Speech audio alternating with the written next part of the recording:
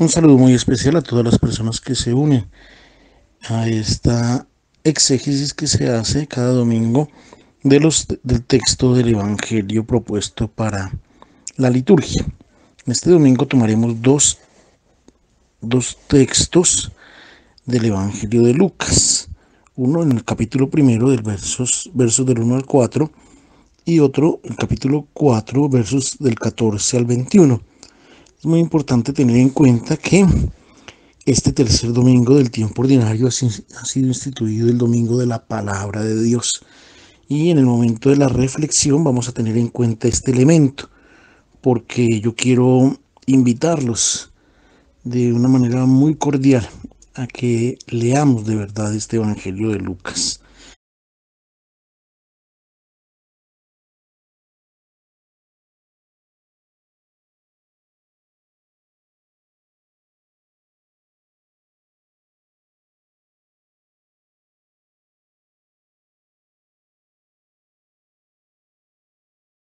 Que durante este año sea este Evangelio de Lucas una propuesta, sobre todo de encuentro con el Señor. Que la palabra de Dios nos permita encontrarnos con el Señor.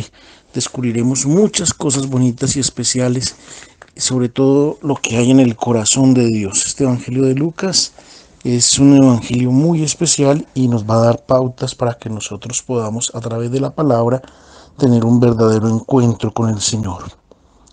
La liturgia ha querido pues presentarnos para este domingo estos dos relatos, estos dos pasajes que coinciden plenamente juntos con esta invitación que nos propone la Iglesia a hacer de este tercer domingo el domingo de la palabra. Vamos entonces a ir mirando verso por verso según nuestra exégesis. Primero una lectura general a los dos textos y luego verso por verso para ir mirando y descubriendo lo que la palabra quiere decirnos. Lucas se ha adecuado al procedimiento literario común que usaban los autores clásicos de su tiempo, autores que él conoce muy bien. En el prólogo que leeremos luego, en los versos del 1 al 4, Lucas, sin citar su propio nombre, se presenta, declara cuál es el objetivo que se propone en el Evangelio y expone los criterios que seguramente utilizará en la composición de su obra. Les invito entonces a que leamos estos primeros 4 versos, ahora de manera solita, especial, estos primeros 4 versos que nos introducen a nuestra reflexión y a toda la obra, no solo del Evangelio, sino también al libro de los Hechos, la obra lucana. ¿Qué es lo que nos dice Lucas en estos 4 primeros versos de su Evangelio? Sobre todo, no pretende contarnos fábulas o leyendas o visiones. No, él quiere contarnos hechos realmente sucedidos, acontecimientos realizados entre nosotros, y añade de inmediato: yo no he sido testigo ocular de esto que escribo, no he conocido personalmente a Jesús de Nazaret, presento lo que he oído, porque por aquellos que han sido testigos oculares desde el principio, aquellos que han vivido junto a Jesús de Nazaret, han escuchado su mensaje y han visto sus acciones, aquello que él ha hecho. La pregunta que surge es entonces: ¿serán confiables estos testimonios oculares? ¿Será confiable este Evangelio de Lucas y también el libro de los Hechos? ¿Será confiable lo que otros testigos le han dicho a Lucas de Jesús de Nazaret? Digámoslo de una vez, Lucas es como nosotros. Él conoce a Jesús primeramente por el testimonio de otros, y así lo hemos conocido nosotros. Pero él se ha adherido a Cristo, no porque lo ha conocido directamente, sino porque ha recibido el testimonio, el mensaje de aquellos que lo han conocido y que son testimonios confiables. Y lo mismo sucede con nosotros. Ninguno de nosotros estuvo con Jesús. Sin embargo, es gracias al testimonio de otros, a la palabra de otros, que nosotros podemos hoy adherirnos a Cristo. Y también, muy importante, gracias a nuestra palabra y a nuestro testimonio, otros también creerán, otros abrirán su corazón a la propuesta de Jesús. Dice de hecho Lucas, estos testimonios no eran de charlatanes, buscadores de dinero que había por todo el imperio, sino de personas que habían juzgado la vida, que se habían jugado la vida por anunciar el Evangelio. Son personas idóneas, testigos que han llegado inclusive a derramar su sangre y han dado su vida para anunciar el Evangelio que el Maestro les había confiado. Ellos no son jefes que anuncian sus ideas, no, son ministros de un mensaje que han recibido y que ha sido por ellos su razón de vida. Lo han convertido este mensaje en la razón de su existencia y por eso son testigos de ello. Después dice Lucas que no he sido yo el primero en escribir estas cosas. Muchos antes de mí han escrito estas cosas respecto de Jesús de Nazaret. Ciertamente desde hacía ya 15 años circulaban en las comunidades, en las diferentes comunidades cristianas, otros evangelios, otros relatos. El evangelio según San Marcos seguramente ya existía, y también algunos manuscritos, varios escritos que hablaban de Jesús de Nazaret. Lucas se ha dejado envolver en este anuncio y se ha propuesto presentar los hechos de modo ordenado, con extremo cuidado, desde el comienzo hasta el fin. Encontramos también en este prólogo la dedicación del libro al ilustre Teófilo, tal vez un cristiano prestante, un hombre rico y un hombre de la comunidad de Filipo, el cual se ha ofrecido para ayudar económicamente a Lucas. En aquel tiempo no habían los derechos de autor, no existía Saico y Asimpro. Lucas debía vivir de alguna manera, y este cristiano se ha ofrecido para dar cuanto fuera necesario para que Lucas llevara a cabo el cumplimiento de su obra. De hecho, los evangelios, cada uno de ellos podemos decir o atribuírselo a una comunidad que delega a una persona y que ésta pone por escrito estos hechos. De este Teófilo podemos decir que tal vez si quería hacerse publicidad, lo ha logrado, porque hasta el fin del mundo será recordado. Lucas lo citará también al inicio del libro de los Hechos de los Apóstoles. Recordemos que es una sola obra, lo que llamamos la obra lucana, el Evangelio de Lucas y el libro de los Hechos de los Apóstoles. Y podemos decir que también es un seudónimo, o que la palabra Teófilo como tal trae consigo dos sustantivos que son importantes. Teo, que significa Dios, y filos, más bien un adjetivo, amigo, amante, amigo y amante de Dios. Puede ser entonces cualquiera de nosotros que amamos a Dios, que queremos a Dios. Entonces, el objetivo que ha tenido Lucas cuando ha escrito el Evangelio es dar bases sólidas a la fe de los cristianos. No escribe para convertir a los paganos, sino que escribe para aquellos que son ya creyentes y que desean poner bases sólidas a su fe. Las verdades de fe no pueden ser demostradas con pruebas científicas e irrefutables, y la adhesión a Cristo no tiene nada que ver con las creencias difundidas o transmitidas. La adhesión no es una adhesión ingenua hecha por personas ignorantes, dispuestas a aceptar ciegamente todas las cosas que se les digan. No.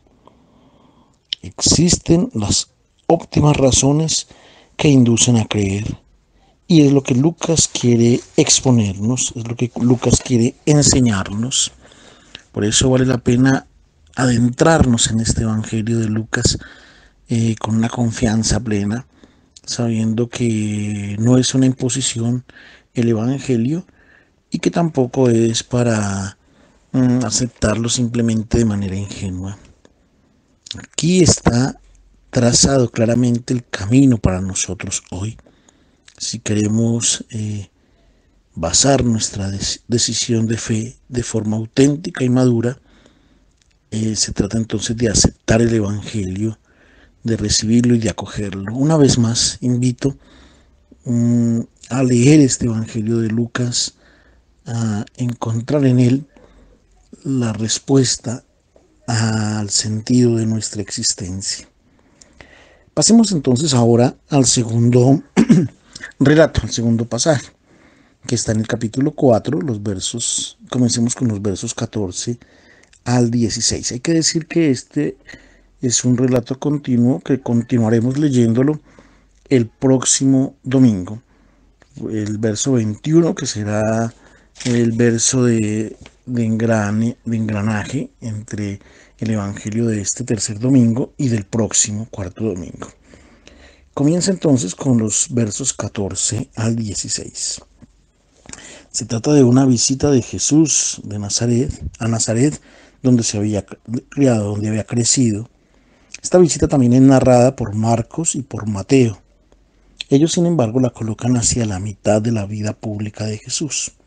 Después, más o menos de un año y medio de su vida pública, Jesús decidió ir a hacer una visita a su madre y ha hecho este discurso, ha hecho un discurso en la sinagoga.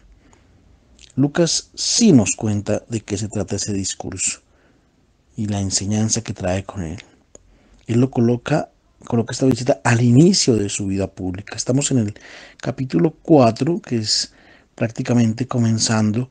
Hemos leído antes, en el capítulo 1 y en el capítulo 2, los evangelios de la infancia, lo que se llaman los evangelios de la infancia de Jesús, que lo leímos ya prácticamente en el Adviento y en la Navidad, y también el capítulo 3 y el capítulo 3, donde encontramos el bautismo de Jesús, que ya lo leímos hace 15 días, y las tentaciones, que ya las leeremos luego en la Cuaresma. Eso es lo que hemos leído hasta ahora del Evangelio de Lucas. Ahora, Lucas nos coloca entonces esta visita y allí nos explica o nos da a entender lo que se llama el discurso programático. Lo que va a hacer Jesús, a qué vino Jesús, nos lo va a contar aquí hoy. Y también nos lo contará, nos lo explicará a lo largo de todo el Evangelio. Esta visita entonces al inicio de la vida pública lo hace para darnos una información cronológica, precisa, pero sobre todo por una razón teológica y pastoral. Quiere presentar desde el inicio la misión que Jesús realizará y pone esta presentación en el contexto de la liturgia de la sinagoga el sábado en Nazaret. Jesús participaba comúnmente de este encuentro semanal de oración y de escucha de la palabra de Dios, y así nos lo hace entender claramente Lucas, con esa insistencia, como era su costumbre. Jesús se dirigió a la sinagoga y nos dice también que se ofrecía para hacer la lectura. Durante la liturgia del sábado se hacían dos lecturas. Una era tomada de la Torá. En 3 años se leían los 5 libros de la Torá, o sea, el Pentateuco, y la segunda lectura era tomada de un libro de los profetas. Nazaret era una pequeña sinagoga de una aldea y seguramente no tenían todos los textos de los profetas. Debían seguramente tener solamente el rollo de Isaías. Y como lo leían frecuentemente, ya la gente estaba identificada con el texto, ya casi que se lo sabían de memoria. Es importante notar también que El segundo lector podía ser invitado por el jefe de la sinagoga para hacer la homilía. Esto es la explicación, el comentario, eh, y pues se pedía pues obviamente que la persona fuera idónea para poder hacer este comentario. Leamos entonces qué fue lo que sucedió. Versos 17 al 19. Estamos en este capítulo importante, capítulo 4. Hay dos detalles en el relato que hemos leído, porque si los tomamos como crónica, entonces serían totalmente superfluos. Por ejemplo, este primero es que si uno quiere leer un rollo o un libro, pues debe abrirlo y después pues lo cierra. No hay necesidad de decirlo. Si Lucas lo menciona, que Jesús ha abierto el rollo de Isaías y después lo ha cerrado, quiere decirnos que para él estos dos gestos son muy importantes y tienen un significado teológico. Es importante no pasar tan desapercibidos en nuestra lectura del Evangelio, sino darnos cuenta de estos detalles. ¿Qué necesidad tiene de decirnos que abrió el rollo y después que lo cerró?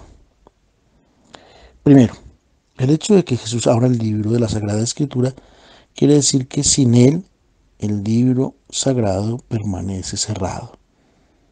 Como que la Biblia, si no le ponemos espiritualidad y si no dejamos entrar a Jesús en nuestra casa, pues puede que, aunque esté abierta, pues no nos va a decir nada, no nos vamos a comprender, se hace incomprensible porque no tiene la luz que muestra la razón por la cual ha estado escrito. Es decir, para leer la palabra de Dios necesitamos de Jesús. Sí, necesitamos de oración, necesitamos de que Él esté presente y que Él sea quien nos la explique. Así podemos entender entonces cuál es la razón de los oráculos, de los profetas y, y también entender que estos oráculos de los profetas, pues a ninguno les había dado cumplimiento, ninguno los había llevado a cabo. Y después del hecho de que Jesús cierra aquel libro y lo entrega al ayudante, quiere decirnos que se cumplen estos oráculos en Jesús. Hoy se cumple esta escritura, dirá, y que el Antiguo Testamento ahora ha cumplido su misión. ¿Cuál era la misión del Antiguo Testamento? ¿Cuál es la misión del Antiguo Testamento? Llevarnos a Jesús. Después hay otro detalle. Jesús se sienta. Era el gesto que realizaban los rabinos cuando comenzaban a impartir sus lecciones y todos permanecían a la escucha, de pie. Quiere decir que ahora Él es el maestro que habla y que es muy importante esto. Eh, eh, es muy importante también lo que está por decir, y es esta la lectura que Jesús ha hecho y que nosotros leímos.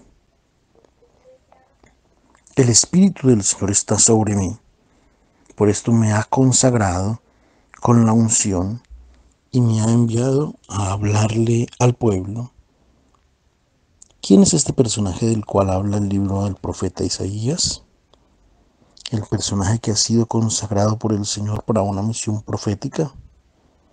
Es un profeta que ha sido enviado por Dios al pueblo unos 450 años antes de Cristo, con una misión: consolar a un pueblo afligido que está volviendo del exilio de Babilonia. Recordemos que en Babilonia, durante el exilio, había surgido otro profeta. El libro de Isaías, valdría la pena tenerlo como referencia. Se divide en tres partes y estamos hablando aquí del tercer Isaías, la tercera parte, que ocurre o que está escrito de acuerdo con los acontecimientos sucedidos ya después del destierro. Es en tiempo de Ciro el Grande. Después de unos 50 años de exilio, los deportados ya habían muerto, quedaban pues los hijos y nietos de los deportados inicialmente. Y este profeta en el exilio ha comenzado a exhortar con insistencia a los israelitas a abandonar la tierra pagana y a volver a la tierra de sus padres. Allí su fe estaba en peligro. Podían olvidarse de ser hijos de Abraham e hijos de la promesa. En Babilonia los israelitas ya se habían acomodado. No eran esclavos y gozaban de varios derechos de los ciudadanos del imperio. Pagaban impuestos, claramente, sí, pero trabajaban y se ganaban la vida, construían sus casas y muchos podían hacer algún tipo de fortuna y así se iban haciendo su vida. Aquí el profeta los exhorta a volver, pero muchos se quedaron en Babilonia. Solo algunos pocos pequeños grupos de los menos afortunados volvieron a la tierra de sus padres. Unas pocas caravanas volvieron a Babilonia y a su retorno encontraron una desilusión total. La ciudad estaba todavía arruinada, la tierra de sus padres estaba ocupada por extranjeros, edomitas, moabitas, amonitas, que habían invadido a Judá. Y luego pues la vida religiosa allí estaba languideciendo. Los extranjeros se habían mezclado y habían importado sus dioses, sus tradiciones, sus costumbres, y esto había llevado a una gran corrupción moral. Y este pues es el contexto en el cual ha llegado este profeta, que se presenta como un ungido del Señor para consolar a este pueblo y a los pobres y a los oprimidos. Y dice: yo he sido enviado a proclamar un gozoso mensaje para los pobres, a proclamar a los prisioneros la liberación, a los ciegos la vista. No es necesariamente la ceguera biológica, se trata más bien de quien no ve un sentido a su propia existencia, no ve un futuro, no cultivan esperanza alguna. Él ha venido para despertar la vida entre los pobres y luego para dar libertad a los oprimidos y predicar un año de gracia del Señor, un jubileo en el tiempo en el cual todas las deudas le son perdonadas y cada forma de esclavitud debe terminar y es restablecida la justicia. Este es el significado original de la profecía leída por Jesús en la sinagoga de Nazaret. Leamos ahora cómo Jesús la aplica a sí mismo. Versos 20 y 21. Cuando todos los ojos de aquellos que están en la sinagoga de Nazaret se fijan en Jesús, Él comienza a decir: la profecía que han escuchado se cumple hoy. Es decir, se identifica con el profeta del cual habla el libro de Isaías, este libro del tercer Isaías. ¿Qué es lo que Jesús ha venido a hacer en el mundo? Sanar y anunciar. Sobre todo, Él ha venido a traer el mensaje gozoso, mensaje de gozo a los pobres. ¿Quiénes son los receptores de este anuncio? No son los escribas, los fariseos, los sumos sacerdotes, los maestros de la ley, aquellos que manejaban la religión. No, ellos eran ricos de frente a Dios, porque estaban convencidos de poder ofrecer al Señor sus buenas acciones, sus méritos, sus sacrificios, sus holocaustos, y así pretenden recibir de Dios las bendiciones y los premios que Él les daría. Jesús ha venido a anunciar un mensaje de gozo a los pobres, a aquellos que no tienen nada para ofrecer a Dios. Ellos solo deben abrir su corazón a una gran noticia. ¿Quiénes son estos pobres? Todos los seres humanos, todos los hombres y mujeres. Deben tomar conciencia que a Dios no tienen nada para ofrecerle. De Dios podemos solamente recibir y agradecer. ¿Y cuál es el mensaje gozoso para estos pobres? El amor incondicionado del Señor. Un mensaje inaudito, nunca antes escuchado. Siempre todos estaban convencidos que Dios premiaba a aquellos que obedecían sus mandamientos. Jesús viene a decir que Dios ama por su propia naturaleza, de una forma incondicional, a cada hombre y mujer, incluso aquellos que no son justos, aquellos que no tienen nada para ofrecer, sino sus propios pecados. Dios los ama igual. Esta es la gran noticia. Todos somos hijos de Dios. Esto es lo que descubriremos en la lectura del Evangelio de Lucas. Lo que recordaremos, que somos hijos de Dios y que lo podemos llamar Padre, y conoceremos el corazón del Padre. Ha terminado entonces una relación comercial con Dios y ahora se trata de una relación de amor. Pero no es que sea lo mismo, no es que sea entonces lo mismo ser justo o malvado. No, el justo es aquel que se ha dejado envolver y que ha comprendido este amor. El malvado o el necio, digamos mejor, es aquel que no ha comprendido todavía y no es feliz, sino hasta cuando se deje envolver por este amor del Señor. Y luego, entonces, ¿qué otra cosa ha venido a hacer? Todavía más, a proclamar a los prisioneros la libertad. El término hebreo que utiliza Isaías para indicar la libertad es duror, un término que significa soltar, desatar todas las ataduras y nudos que impiden correr. Jesús ha venido a liberar de todo aquello que no permite avanzar en la vida, que impide crecer en el amor. ¿Y qué cosas son las que impiden? ¿Cuál es la primera atadura que no nos deja correr en el amor? El quedarnos atados a nosotros mismos, el pensar solo en nosotros mismos, en lo que es solo para nosotros mismos. Primero yo, segundo yo y tercero yo. Hoy, dice Jesús, he venido a hacerte capaz de abrirte al amor por el hermano, a interesarte de sus necesidades, a cambiar la mirada sobre ti mismo, la mirada sobre solamente tus intereses, para abrirte al amor. Este es el soltarnos del primer lazo. Luego he venido a soltarte de la esclavitud de los ídolos. Si tú te repliegas solo en el tener, poseer todos los bienes, acumular, tú eres esclavo, no eres capaz de amar. Y yo he venido a liberarte. Y luego dice, he venido a liberarte de esta voluntad de dominar sobre los otros, que te impide ser hombre de verdad.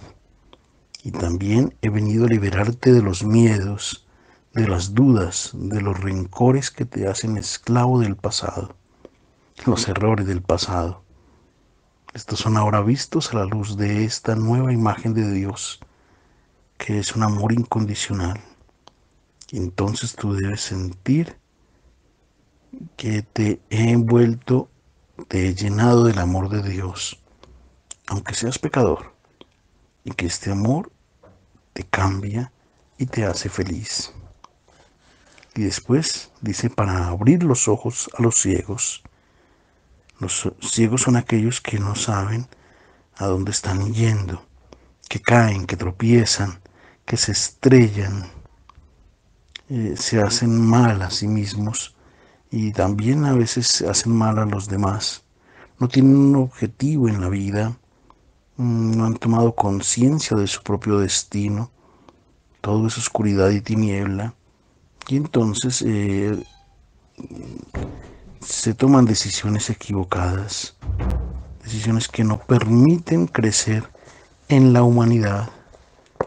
Jesús ha venido a abrir los ojos de forma que las personas sepan dar el justo valor a las cosas para no confundirse, para no confundir lo efímero con lo que, o no confundir la apariencia, aquello con la apariencia, lo que es realidad con la apariencia.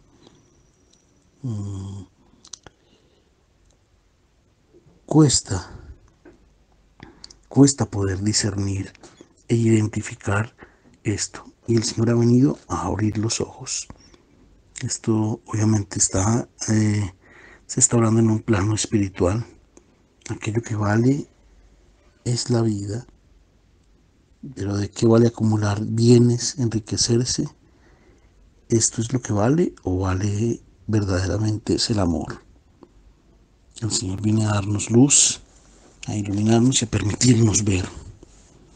Jesús ha venido para hacernos ver lo que es justo, lo que está y lo que está equivocado, para no confundir lo verdadero con lo falso, al bueno con el malo.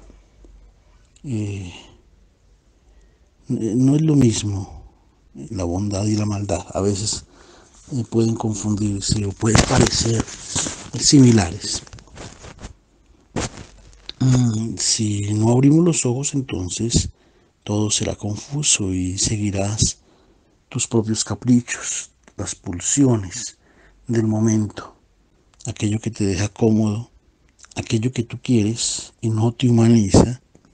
Él abre tus ojos y también ha venido a dar libertad a los oprimidos. Y esto es un añadido que Él ha hecho a la profecía.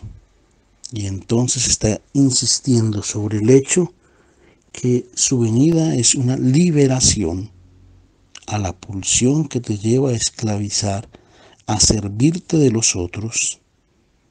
Y se inspira este añadido que Jesús ha hecho en la profecía del capítulo 58, también del profeta Isaías, cuando se habla del verdadero ayuno, que no consiste en inclinar la cabeza como un junco y revestirse de sayal y de ceniza. No, significa romper las cadenas injustas, romper lo que se convierte en yugo para dejar libres a los oprimidos. Nuestra pulsión nos lleva a dominar a los otros. Jesús ha venido a soltar, a romper esta pulsión que nos deshumaniza, porque si nosotros dominamos, no somos seres humanos. Si somos verdaderamente humanos cuando estamos al servicio del hermano. Y culmina diciendo, he venido a predicar el año de gracia del Señor. Esto es el año jubilar. El jubileo era la ley que impedía el acumular, que consideraba el acumular como una esclavitud del corazón. La invitación a liberarnos de los bienes de este mundo, la ley que impedía la idolatría a la riqueza, porque la tierra es de Dios, y en el año jubilar cada uno devolvía aquella tierra de la cual había tomado posesión, tierra que Dios le había entregado, y entonces era imposible enriquecerse.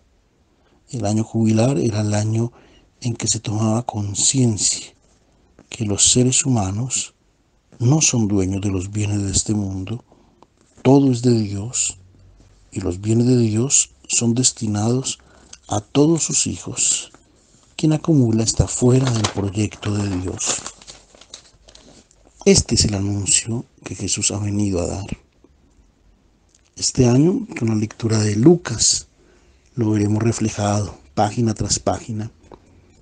Hoy, en este domingo que se nos invita a amar la palabra, a buscarla, a conocerla y a dejar que ella sea un motivo de encuentro con el Señor, les invito a que tomemos este discurso programático de Jesús y también lo entendamos. Él ha venido a anunciar, Él ha venido a sanar. Nosotros continuamos su misión, siendo hoy sus discípulos los que anuncian, los que sanan.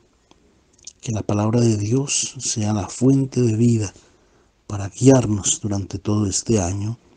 Continuaremos con este discurso programático el próximo domingo. Lo importante es que el Señor nos permita cada día enamorarnos más de su palabra y hacer de ella fuente de nuestra vida espiritual, lograr con ella un verdadero encuentro con el Señor. Un feliz domingo para todos.